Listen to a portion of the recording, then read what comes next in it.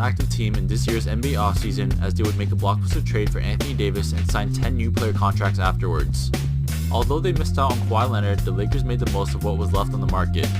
In this video, I'm going to rank these signings based on literally getting the best bang for your buck.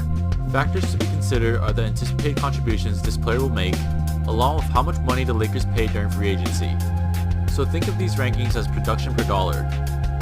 At the bottom, I have Jared Dudley as the 10th best signing this offseason. He is more than likely going to be a bench warmer as opposed to a regular rotational player, and even at the veterans minimum, you aren't going to get much value out of him. If anything, he would bring more value as a locker room presence. If Kuzma starts, then I can see Dudley averaging 10 minutes per night as a backup power forward. But aside from that, his production per dollar value makes him the lowest signing. At number 9, I have Troy Daniels. With how the Lakers finally realized that LeBron needs shooters around him, Daniels was not a bad signing at the veterans minimum. But if you consider the 3-and-D players who the Lakers also signed, or the other veterans who bring more than one skill to the table, Troy Daniels at the veterans minimum has the second least to offer and only addresses shooting. A solid signing nonetheless, but other players just have more to bring to the table. At number 8, we have Kentavious Caldwell-Pope. Laker fans have had a long toxic relationship with KCP, and yet they signed him for another 2 years. At $8 million, that is considered a cheap deal relative to his first 2 seasons. KCP is an erratic shooter but consistent defender. He'll definitely be getting some serious playing time again, but this time it'll be off the bench behind Danny Green. Although KCP might be better than some players listed ahead of him, his $8 million contract doesn't make him much of a bargain. But at number 7, we have the first bargain in Quinn Cook. He was one of the best point guards to come off the bench last postseason as a potent scorer and a floor general as well. His anticipated role is still up in the air, but the skill set he had displayed in this past season, combined with the fact that he signed at the lowest pay possible, makes him one of the better bargain signings for the Los Angeles Lakers. At number 6, we have another re-signing in Alex Caruso. The man brings so much to the table with his versatility, and once again the Lakers were able to sign him for the veterans minimum. Caruso can play make, score off the dribble, attack the basket, play off ball, and even defend multiple positions as well. There are a bunch of roles that Caruso could play to make this roster all gel, and for that reason I have him at number 6. At number 5, I have Rajon Rondo, a player who played a crucial role in recruiting DeMarcus Cousins to the Los Angeles Lakers. The comfort in knowing that Rondo can be a ringleader to a front court of DeMarcus Cousins and Anthony Davis makes Rondo highly valuable in making this all work out. It doesn't matter if Rondo is starting or coming off the bench, the talent that is on this roster primes him to be highly productive on the floor as he picks apart the mismatches. He was signed last season for a whopping $9 million and opted to return on the veterans minimum this season. I'm expecting big things from Rondo even at such a cheap deal. Another returning player who cracked the top 5 is JaVale McGee at number 4. McGee had one of the best seasons of his career with the Lakers and garnered a lot of attention entering free agency.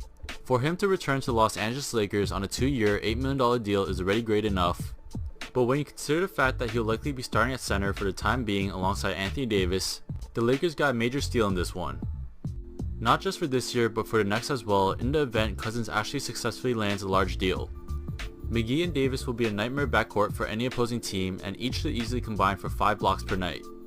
At number 3, I have the Lakers' most expensive signing in Danny Green. Did the Lakers overpay for Danny Green? Of course. At $15 million, that is close to the territory of signing a potential all-star.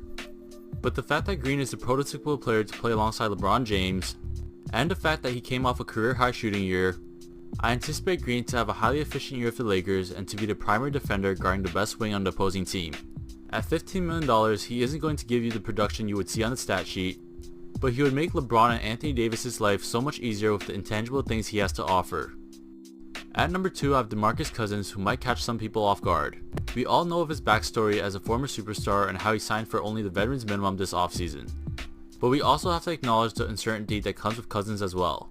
This makes 2 major injuries he had to deal with in this past season, and even when healthy, Cousins brings defensive concerns. Obviously, I'm rooting for him to make a full recovery and eventually be the Lakers starting center moving forward, but we can't lie to ourselves and say that Cousins is not a bit of a forced fit. Best case scenario, Cousins is just so overwhelming on the offensive end that it softens his inefficiencies on defense.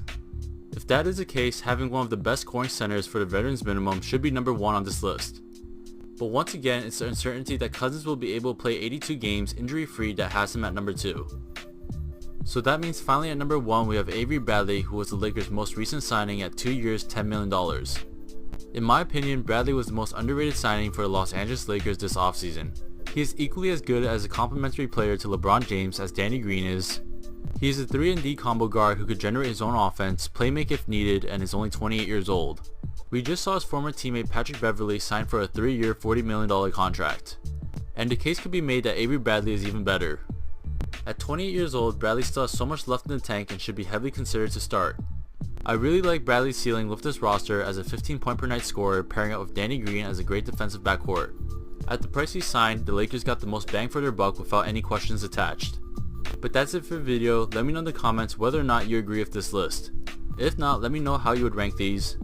And who is the most underrated Lakers signing in the 2019 NBA free agency? That's it for the video. Take it easy, guys.